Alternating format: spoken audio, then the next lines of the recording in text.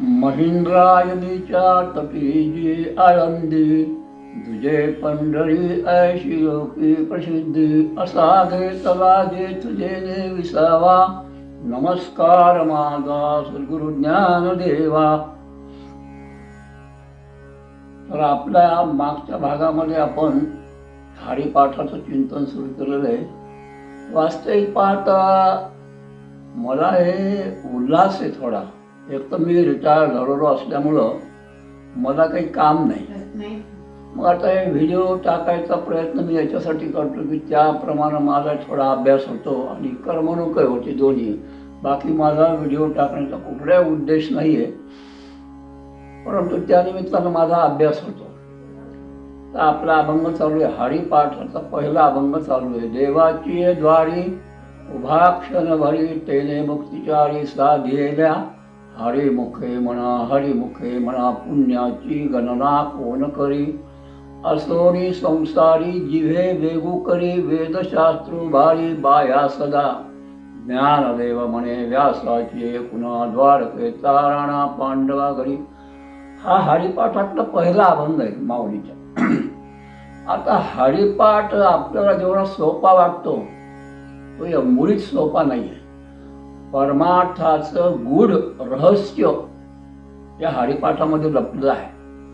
मानव जन्माची अत्यंतिक धन्यता कशामध्ये असेल तर या हरिपाठामध्ये आहे. मनुष्य जन्माचं कल्याण कशामुळे होईल तर ते सगळं गूढ तत्वज्ञान या हरिपाठामध्ये सांगितलेलं आहे. आता तुम्ही विचार करा, या काळामध्ये आता कलियुग असल्यामुळं कलियुगाचं पहिलं चरण आहे. या काळामध्ये इतकं वातावरण विचित्र आहे, सगळं विषयाला पोषक वातावरण आहे आणि मनाची धाव सगळी विषयाकडे असते. मन परमार्थाकडे लागत नाही, कारण मनाला परमार्थाकडे लावावं लागतं, ते आपोआप लागणार नाही. सगळी धाव विषयाकडे. टी व्ही पहा, इंटरनेट पहा, सगळ्या म्हणजे सुखसोयी आहेत ह्या. आणि ह्या सगळ्या सुखसोयी मनाला वाईट अवस्थेत नेणाऱ्या आहेत. अर्थात त्या इंटरनेट आणि मोबाईल यांचा चांगलाही उपयोग असू शकतो, आहे पण, परंतु एक विषयाची धाव त्याच्याकडे तशी जाते आणि तशी जातीमुळे अहो साधी गोष्ट आहे. भागवतातलं अजमेय चरित्र जर आपण पाहिलं तर साधं संविधानाला गेलेल्या अजमेय ब्राह्मणाला एक विचित्र पशुतुल्य दृश्य दिसलं आणि त्याच्यामुळे त्याचं आयुष्य बर्बाद झालं. आता तर आपल्याला इंटरनेटमध्ये किंवा टी व्हीमध्ये अशा अनेक दृश्य दिसतात. मग आपली काय अवस्था होत असेल आणि मनावर काय परिणाम होत असेल याचा विचार आपण करायला पाहिजे. आणि मनाचं काय आहे, मन चंचल आहे. मन एका ठिकाणी राहत नाही. मनाला स्थिर करण्याचं एकच उपाय आहे, तो म्हणजे परमार्थ. परमार्थ केलं तरच मन स्थिर होऊ शकतो, नाही तर होत नाही. म्हणून ज्ञानेश्वर महाराज माऊली म्हणतात, मन हे मीची करी माझे भजनी प्रेम धरी, सर्वत्र नमस्कारी मज एकाते. ह्याचा हा विचार फार मोठा आहे. आपण तर पहिल्याच पायरीवर आहे. हा विचार खूप मोठा आहे. मन हे मीची करी माझे भजनी प्रेम धरी, सर्वत्र नमस्कारी मज एकाते. ही खूप पुढची अवस्था आहे. किंवा कोण्याही जीवाचा न घडो मत्सर वर्म सर्वेश्वर पूजनीय तुकोबारायाची, ही पण अवस्था खूप मोठी आहे. परमार्थाला लागायचं म्हणजे मनाला एकाग्रता यायला पाहिजे, पण एकदम एकाग्रता येत नाही, हळूहळू. आता साधी गोष्ट घ्या, माऊलींनी हरिपाठाच्या पहिल्या अभंगामध्ये पहिल्या 2 ओळीमध्ये साध्य सांगितलेलं आहे. पण साध्य करण्यासाठी माऊलींना पूर्ण हरिपाठ सांगावा लागला. ज्याप्रमाणे भगवद्गीतेमध्ये भगवंतानी पहिला अध्याय अर्जुन विषाद योग झाला आणि दुसऱ्या अध्यायामध्ये सांख्ययोग सांगितला. सांख्ययोगामध्ये सगळं चाललं. सांख्ययोगामध्ये आत्मा अमर आहे, आत्मा मरत नाही, हे सगळं अविनाशी आहे, उपजते नाशे नाशते पुनरुपदिशे, हे घटिका यंत्रे जैसे परिभ्रमेगा, जसं माऊली म्हणतात त्याप्रमाणे हे देह जाणारच आहे, पुन्हा येणारच आहे, पण आत्म्याला काही मरण नाही. हा सांख्ययोग तिथं सांगितला. तिथून भगवद्गीता संपायला पाहिजे, पण ती सांख्ययोग अर्जुनांना कळण्यासाठी 18 अध्याय भगवद्गीता सांगावी लागली. ज्याप्रमाणे भागवतामध्ये दशमस्कंदात प्रवेश करायचा तर त्याला 9 स्कंद ऐकावे लागतात, त्यावेळेला दशमस्कंदात थोडं थोडं आपण आपल्याला कळू शकतो. तर त्याप्रमाणे परमार्थामध्ये ही पहिली जी अवस्था माऊलींनी सांगितली, देवाची द्वारी उभा क्षणभरी तेने मुक्तिचारी साधियेल्या, ही फार उच्च अवस्था आहे. हे साध्य आहे, जीवनाचं अंतिम साध्य आहे. जीवन मनुष्याचं जीवनच त्याच्यासाठी आहे.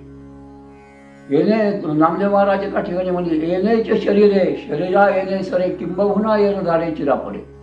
कारण या जन्मामध्ये जन्म मरणारा चिरा पडू शकतो, बाकीचं मग काही नाही तरी काय, थोडी श्वान सुटतोडे बापुरे तुकोबारा म्हणजे तसं नाही तर मग काय, नित्य नेमाविनं अन्न खातो पशु जाण तुकोबारा म्हणलेच की. तर त्याप्रमाणे प्रत्येक गोष्ट विचार करून करायला पाहिजे. विचार करणं हे माणसाचं आद्य कर्तव्य. ज्ञानेश्वरीचा अभ्यास करणं म्हणजे विचार करायला शिकवते ज्ञानेश्वरी.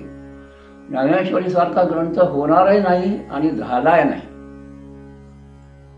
तर मग आता साधी गोष्ट संतांचे पहा तुम्ही, विष्णुमय जग वैष्णवाचा धर्म, भेदाभेद भ्रमा मंगळ, किंवा कोण्याही जीवाचा न घडो मत्सर वर्म सर्वेश्वर पूजनीय, हे संतांचे वाक्य आहे. आता ही अवस्था केव्हा येईल? ही अवस्था यायला फार वेळ आहे. आपलं मनच एकाग्र राहत नाही, आपल्यामध्ये भेद होत जात नाही. जोपर्यंत भेद जात नाही तोपर्यंत आपलं चित्त शुद्ध होत नाही, आणि चित्त शुद्ध झाल्याशिवाय परमार्थ नाही, ज्ञान होत नाही. चित्त शुद्ध झाल्याशिवाय ज्ञान होत नाही. तुकोबाराचा एक अभंग आहे. ज्यावेळेला रामेश्वर भट्टांना अनगडशाह फकीराच्या विहिरीवर गेले आणि विहिरीवर गेल्यानंतर स्नान करू लागले, तर अनगडशाह फकीरानं सांगितलं की हे पाणी पिणे की बावली है, वहाँ मत स्नान करो, बाल्टी लेके तुम पाणी देव. पण त्यांनी रामेश्वर भट्टांनी ऐकलं नाही. मग अनगडशाह अधिकारी फकीर होता, त्यांनी सांगितलं ऐशे तर त्यात राहू. अनगडशाह फकीरानं असं सांगितल्यानंतर रामेश्वर भट्ट ज्या वेळेला पुढे आले त्यावेळेला त्यांच्या अंगाची गाही होऊ लागली. अनगडशाह फकीर हा अधिकारी होता. तर मग माऊलीचे भक्त असल्यामुळं माऊलीचे तिथं आळंदीला अनुष्ठान केलं. त्यांनी सांगितलं की तू माझ्या भगवत भक्ताचा अपमान केला, तुकोबा आम्हाला खूप प्रिय आहे आणि त्यांना शरण झाल्याशिवाय तुझं ते गाही कमी होणार नाही. मग ते तुकोबाराला शरण गेले. तुकोबारांनी ते अभंग सांगितला, चित्तशुद्ध तरी शत्रुमित्र होती, व्याघ्रहीन खाती सर्पतया, विष ते अमृत आघादते हित, होतील शीतळ आगरी ज्वाळा. आणि अंगावरून हात फिरवल्यानंतर त्यांच्या ज्वाळा हे झाल्या, कमी झाल्या. तर या शुद्ध पुरुषाचं लक्षण आहे. ही बरं कसं आहे, परमार्थाची सुरुवात जरी या जन्मात झाली, कारण आपल्या मनावर अनंत जन्माचे संस्कार आहेत, त्याच्यामुळे अनंत जन्माचे संस्कार असल्यामुळं परमार्थाची गोडी मागच्या जन्मात काही परमार्थ झाला असेल तरच ती गोडी लागू शकते. म्हणून माऊली सुद्धा म्हणजे बहुत सुकृताची जोडी म्हणूनही विठ्ठली आवडी. विठ्ठलाचे आवड उत्पन्न होणे मागच्या संस्कारावर आहे. मागचा संस्कार असल्याशिवाय, मागचा अभ्यास असल्याशिवाय तुम्हाला विठ्ठलाविषयी आवड होणार नाही. आणि मग आवड नाही झाली तर कारण मनाचं जे धाव सगळे विषयाकडे असतील. माणूस विषय पाहिला की माणसाचं मन तिकडे धावतं. बरं, हे इतके भयानक विषय आहेत.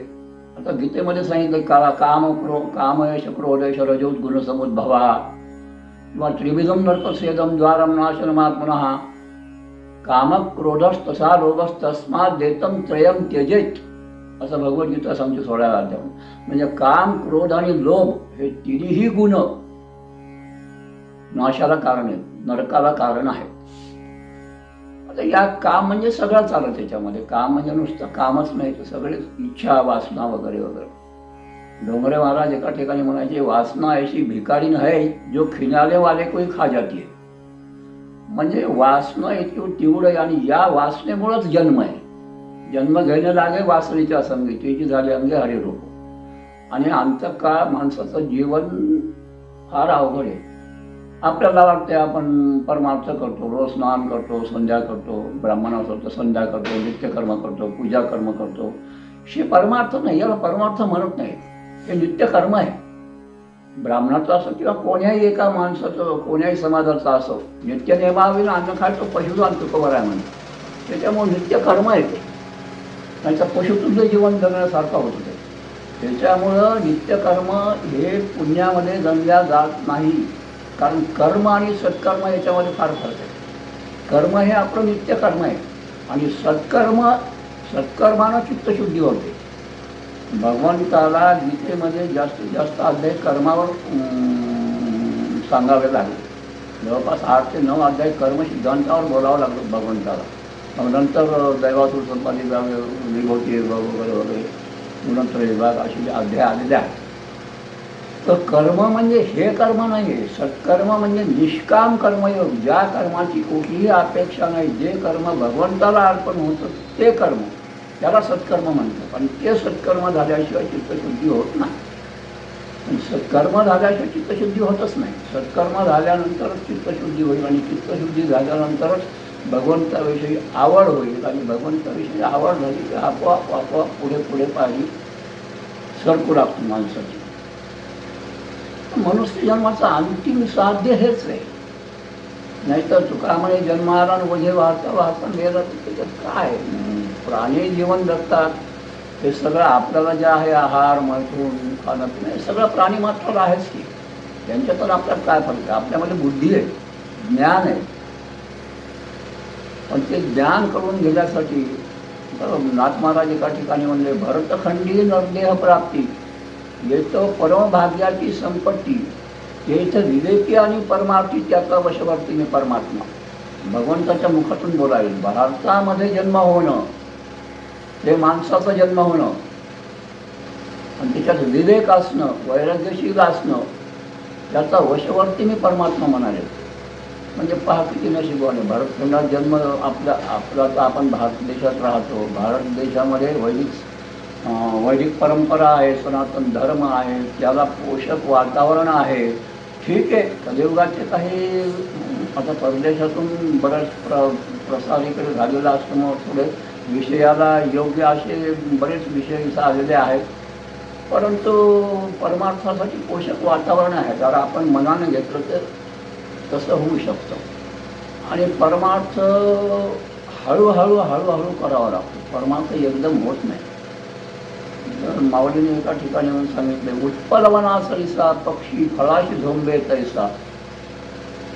जसं पक्षी झाडावर एकदम झडप घालतो आणि फळ घेतो, तसं माणसाला घेता येत नाही. माणसाला ढाळे हळूहळू जाऊन फळ तोडावं. तसं आहे परमार्थामध्ये हळूहळू पुढे चालावं लागतं. तिथं काय ज्ञानेश्वरीचा पारायण एक झाले की त्यांना वाटतं मी आता पंडितच झालो, मी प्रवचनकार झालो, अशी अवस्था आहे सध्या. आता मला त्याविषयी काही बोलायचं नाही, परंतु परमार्थ हळूहळू करावा लागतो, त्याच्याशिवाय काही उपयोग नाही. परमार्थ करणं आता साधी गोष्ट आहे. तुकोबराचा एक अभंग आहे, नाम संकीर्तन साधन पैसोपे जळतील पापे जन्मांतरीची, न लगती सायास जावे वनांतरा सुखे तो घरा नारायण. ठाईच बैसवणी कराय कचित्त आवडी अनंत आळवावा, आवडी अनंत आळवावा. रामकृष्ण हरे विठ्ठल केशवा मंत्र हा जपावा सर्व काळ, याविन असता अनेक पै साधन वाहतसे आन विठोबाची. तुका म्हणे सोपे आहे सर्वाहुनी, शहा नाटो धनी घेतो येथे. तर शहाणा शब्द वापरला आहे. शहाणा शब्द तुकोबारांनी कशाला वापरला आहे? कारण ह्या आवडी तेव्हा निर्माण होईल ज्या वेळेस तुमचं भगवंताविषयी प्रेम, कारण इथं भाव पाहिजे. परमार्थामध्ये भावाशिवाय आम्ही भावाचे पाहुणे भगवान म्हणजे. भाव असल्याशिवाय परमार्थ होत नाही. श्रद्धा भाव, कारण भावे विन भक्ती, भक्ती विन मुक्ती, बळवली शक्ती बोलू नये मावळी म्हणजेच ते हरिपाठ. भावाशिवाय भक्ती होत नाही. नाही तर नुसतं किती नाम जप केला आणि भाव नसतो की त्याचा काही उपयोग होत नाही असं नाही. उपयोग तर नाम हे वेदप्रणित साधन आहे. नामाला कोणत्याही साधनाची गरज नाही. नाम हे साधन सर्व प्रकारच्या दुःखाचा नाश करणारं साधन आहे. पण ते नाम प्रेमानं आणि भावानं घ्यायला पाहिजे. प्रेमानं आणि भावाने घेतल्याशिवाय ते होत नाही. म्हणून माऊली हरिपाठामध्ये दुसऱ्याच वेळेस ना, हरिमुखे म्हणा हरि पुण्याची गणना कोण करी, असोनी संसारी जिव्हे वेगू करी. संसारापात राहून जिव्हेला वेग करा म्हणजे माऊली. नुसतं 50 अक्षरी करशी घरोघरी शेखी तुझे तोंड तुझं वैरी रया, नुसतं गप्पा मारण्यात काही आनंद किंवा अनंत वाचाळ बरोबर त्या कैचन गोपाळ पावे हरी असे माऊली म्हणले. त्याच्यामुळं मन एकाग्र करून नामचिंतन तुम्ही 5 मिनिटच करा, 10 मिनिटच करा, नित्यनेमानं करा, 15 मिनिटच उपासना करा, पण त्या वेळेला करा. दिवसभर तुम्ही सवळ्यातच राहून कर्म करा असं काही नाही आहे. परमार्थ हा एकाग्रतेनं कमी वेळात जरी झाला पण त्याची आवड मनाला प्राप्त झाली पाहिजे. आणि मनाला आवड प्राप्त झाली की त्याचं चिंतन झालं पाहिजे. चिंतन झाल्याशिवाय कसं आहे, मनावर ज्या गोष्टी कोरल्या जातात, मन कसं आहे, एकदा त्या मनाला त्याची आवड निर्माण झाली की मन मग त्याच ठिकाणी धावत जातं. मनाचा असा स्वभाव आहे. मन कसं अवघड आहे, भगवान गीतेमध्ये म्हणजे किंवा अर्जुनाने प्रश्न विचारला की भगवंता मन फार चंचल वगैरे. पण तुका म्हणे असाध्य ते साध्य करिता सायास कारण अभ्यास तुका. म्हणजे इथं अभ्यासाचं मन तिथं शांत होणार नाही, तिथं एकाग्र होणार नाही. त्याच्यामुळे तिथं अभ्यास करावा लागतो. नाही तर काय आहे, शेवटी ती वाईट अवस्था आहे. तुम्हाला सांगतात केवढाही माणूस असो, कोणीही असो, जाणार तर आहे. मरण हे कोणालाही चुकलेलं नाही. आता मरण ज्याची चुकत नाही त्याची तुम्हाला अंतकाळच्या वेळेला फार अवघड अवस्था असते. त्यावेळेला तुमच्या आयुष्याचे कर्माची कॅसेट तुम्हाला समोर दिसते. मग तिथं समोर दिसल्यामुळे तिथं देवाचं नाव येत नाही. जोपर्यंत तुम्हाला त्याचा अट्टहास नाही, सवय नाही नामस्मरणाची, तोपर्यंत तुम्हाला देवाचं नाव येणार आहे. म्हणून तुकोबारा म्हणजे याजसाठी केला होता अट्टहास, शेवटचा दिवस गोड व्हावा. आणि शेवटचा दिवस गोड होण्यासाठीच याचा अट्टहास आपल्याला करावा लागतो. आजच्या चिंतनामध्ये आपण एवढंच बोलून इथं संपवतो. माऊली ज्ञानेश्वर भगवान की जय, पंढरीनाथ भगवान की जय. विठ्ठल विठ्ठल.